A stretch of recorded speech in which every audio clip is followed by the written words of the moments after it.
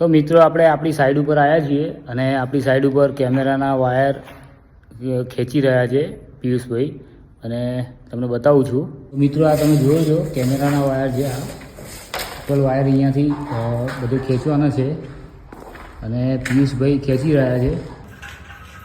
એ ભાઈ કેમેરાના વાયર બધા બાંધી દીધા છે, આ જોઈ રહ્યા છો તમે.